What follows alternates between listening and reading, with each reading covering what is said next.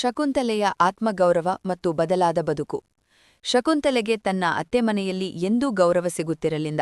ಅವಳ ಅತ್ತೆ ಕಮಲ ಯಾವಾಗಲೂ ನೀನೊಬ್ಬಳು ಅನಕ್ಷರಸ್ಥೆ, ನಿನಗೆ ಯಾವುದೇ ಕೆಲಸ ಸರಿಯಾಗಿ ಮಾಡಲು ಬರುವುದಿಲ್ಲ ಎಂದು ಅವಹೇಳನ ಮಾಡುತ್ತಿದ್ದರು.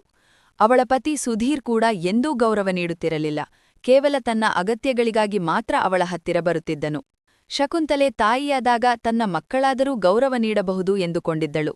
ಆದರೆ ಅಪ್ಪ ಮತ್ತು ಅಜ್ಜಿಯನ್ನು ನೋಡಿ ಬೆಳೆದ ಮಕ್ಕಳೂ ಸಹ ತಾಯಿಯನ್ನು ಲೇವಡಿ ಮಾಡುತ್ತಿದ್ದರು.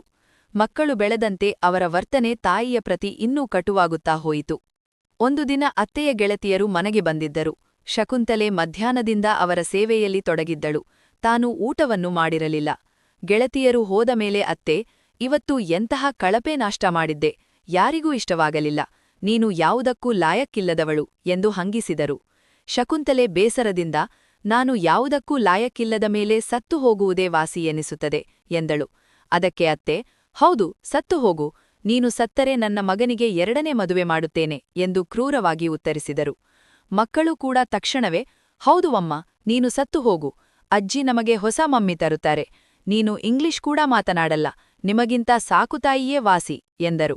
ಪತಿ ಅತ್ತೆಮಾವರ ಜೊತೆ ಈಗ ಮಕ್ಕಳೂ ತನ್ನ ಅಸ್ತಿತ್ವವನ್ನು ತುಳಿದಿದ್ದನ್ನು ಕಂಡು ಶಕುಂತಲೆಗೆ ತುಂಬಾ ನೋವಾಯಿತು. ಇಷ್ಟು ವರ್ಷ ಇವರಿಗಾಗಿಯೇ ಎಲ್ಲವನ್ನೂ ಸಹಿಸಿಕೊಂಡೆ, ಆದರೆ ಈಗ ಇವರಿಗೂ ನನ್ನ ಅಗತ್ಯವಿಲ್ಲದ ಮೇಲೆ ನಾನು ಇವರಿಗೆ ಪಾಠ ಕಲಿಸಲೇಬೇಕು ಎಂದು ನಿರ್ಧರಿಸಿದಳು. ಅವಳ ಮಗಳಿಗೆ 16 ವರ್ಷ ಮತ್ತು ಮಗನಿಗೆ 13 ವರ್ಷವಾಗಿತ್ತು. ಶಕುಂತಲೆ ಅತ್ತೆಮನೆಯ ಅವಮಾನಗಳನ್ನು ತಾಳಲಾರದೆ ಮನೆ ಬಿಟ್ಟು ಹೋಗಲು ನಿರ್ಧರಿಸಿದಳು. ಮಕ್ಕಳು ಹೀಯಾಳಿಸುತ್ತಾ, ಸಾವರಿ ಆಂಟಿಯಂತೆ ಮಾಡರ್ನ್ ಆಗಿರುವ ಮಮ್ಮಿ ನಮಗೆ ಬೇಕು ಎಂದರು. ಪತಿ ಮತ್ತು ಅತ್ತೆ ಕೂಡ ನಕ್ಕರು. ಶಕುಂತಲೆ ಅಡುಗೆ ಮನೆಗೆ ಹೋಗಿ ಮೊದಲು ತನ್ನಗಾಗಿ ಊಟ ಬಡಿಸಿಕೊಂಡಳು. ಅತ್ತೆ ಚಹಾ ಕೇಳಿದಾಗ, ನಾನು ಮಧ್ಯಾಹ್ನ ಊಟ ಮಾಡಿಲ್ಲ, ಮೊದಲು ಊಟ ಮಾಡುತ್ತೇನೆ ಎಂದು ಕಡಾಖಂಡಿತವಾಗಿ ಹೇಳಿದಳು. ಪತಿ ಹೊಡೆಯಲು ಕೈ ಎತ್ತಿದಾಗ ಅವಳ ಉರಿಯುವ ಕಣ್ಣುಗಳನ್ನು ಕಂಡು ಅವನು ಸ್ತಬ್ಧನಾದನು. ಶಕುಂತಲೆ, ನಾನು ಗವಾರಿ, ನನಗೆ ಕೆಲಸ ಬರಲ್ಲ ಅಂದ ಮೇಲೆ ನಿಮಗೆ ಹೊಸ ಸೊಸೆ ಮತ್ತು ಹೆಂಡತಿಯನ್ನು ಹುಡುಕಿಕೊಳ್ಳಿ ಎಂದು ಹೇಳಿ ತನ್ನ ಸಖಿಯ ಮನೆಗೆ ಹೋದಳು. ಸಖಿಯ ಸಹಾಯದಿಂದ ಶಕುಂತಲೆ ಒಂದು ಹೋಟೆಲ್ನಲ್ಲಿ ಅಡುಗೆ ಮಾಡುವ ಕೆಲಸ ಗಿಟ್ಟಿಸಿಕೊಂಡಳು ಮತ್ತು ಆತ್ಮಗೌರವದಿಂದ ಬದುಕಲು ಪತಿಯಿಂದ ವಿಚ್ಛೇದನ ಪಡೆದು ಮನೆ ಬಿಟ್ಟಳು. ಇತ್ತ ಅತ್ತೆ ಕಮಲಾ ತನ್ನ ಮಗನಿಗೆ ನಿಹಾರಿಕಾ ಎಂಬ ಮಾಡರ್ನ್ ಹುಡುಗಿಯ ಜೊತೆ ಮದುವೆ ಮಾಡಿಸಿದಳು. ನಿಹಾರಿಕಾ ನೋಡಲು ಸುಂದರವಾಗಿದ್ದಳು. ಅವಳು ಮಾಡರ್ನ್ ಬಟ್ಟೆ ಧರಿಸುತ್ತಿದ್ದಳು. ಸುಧೀರ್ ಮತ್ತು ಮಕ್ಕಳು ಅವಳನ್ನು ನೋಡಿ ತುಂಬ ಖುಷಿಪಟ್ಟರು. ಆದರೆ ಮದುವೆಯಾದ ಕೆಲವೇ ದಿನಗಳಲ್ಲಿ ನಿಹಾರಿಕಾ ತನ್ನ ಅಸರಿ ರೂಪ ತೋರಿಸಿದಳು. ಅವಳು ಯಾವುದೇ ಮನೆಗೆಲಸ ಮಾಡುತ್ತಿರಲಿಲ್ಲ. ಕೆಲಸ ಮಾಡಿದರೆ ನನ್ನ ಸೌಂದರ್ಯ ಹಾಳಾಗುತ್ತದೆ ಎನ್ನುತ್ತಿದ್ದಳು.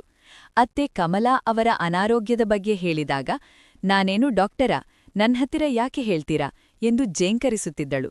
ಮನೆ ಅಸ್ತವ್ಯಸ್ತವಾಯಿತು. ಖರ್ಚು ಹೆಚ್ಚಾಯಿತು. ಸುಧೀರ್ ಸಾಲ ಮಾಡುವ ಪರಿಸ್ಥಿತಿ ಬಂದಿತು. ಮನೆಗೆ ಅಡುಗೆಯವರು ಮತ್ತು ಕೆಲಸದವರನ್ನು ಇಟ್ಟುಕೊಳ್ಳಬೇಕಾಯಿತು. ಮಕ್ಕಳಿಗೆ ಹೊಸ ತಾಯಿ ಪ್ರೀತಿ ನೀಡುವ ಬದಲು ಅವರ ಮೇಲೆ ತಂದೆಗೆ ವಿಷ ಉಣಿಸುತ್ತಿದ್ದಳು. ಈಗ ಸುಧೀರ್ ಮತ್ತು ಮಕ್ಕಳಿಗೆ ಶಕುಂತಲೆಯ ನೆನಪಾಗತೊಡಗಿತು. ಅತ್ತೆ ಕಮಲಾ ಅಳುತ್ತಾ, ನಾವು ಹೀರೆಯನ್ನು ಕಳೆದುಕೊಂಡು ಕಲ್ಲನ್ನು ಆರಿಸಿಕೊಂಡೆವು. ಶಕುಂತಲೆ ಓದಿಲ್ಲದಿದ್ದರೂ ಮನೆಯನ್ನು ಎಷ್ಟು ಚೆನ್ನಾಗಿ ನೋಡಿಕೊಳ್ಳುತ್ತಿದ್ದಳು, ನಾವು ಅವಳ ಕದರು ತಿಳಿಯಲಿಲ್ಲ ಎಂದು ಪಶ್ಚಾತ್ತಾಪಪಟ್ಟರು. ಮಕ್ಕಳು ಮತ್ತು ಸುಧೀರ್ ಕೂಡ ಶಕುಂತಲೆಯ ಪ್ರೀತಿ ಮತ್ತು ಕಾಳಜಿಯನ್ನು ನೆನೆದು ಪ್ರತಿದಿನ ನರಕ ಅನುಭವಿಸತೊಡಗಿದರು. ಆದರೆ ಈಗ ಏನೂ ಮಾಡಲು ಸಾಧ್ಯವಿರಲಿಲ್ಲ. ಮನೆಯ ಲಕ್ಷ್ಮಿಯನ್ನು ಕಾಲಿನಿಂದ ಒದ್ದಿದ್ದಕ್ಕೆ ಅವರಿಗೀಗ ತಕ್ಕ ಪಾಠ ಸಿಕ್ಕಿತ್ತು.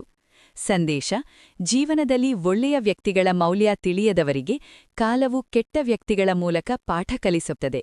ವ್ಯಕ್ತಿಯ ಓದಿನ ಮಟ್ಟಕ್ಕಿಂತ ಅವರ ಗುಣ ಮತ್ತು ಪ್ರೀತಿ ಮುಖ್ಯವಾದದು.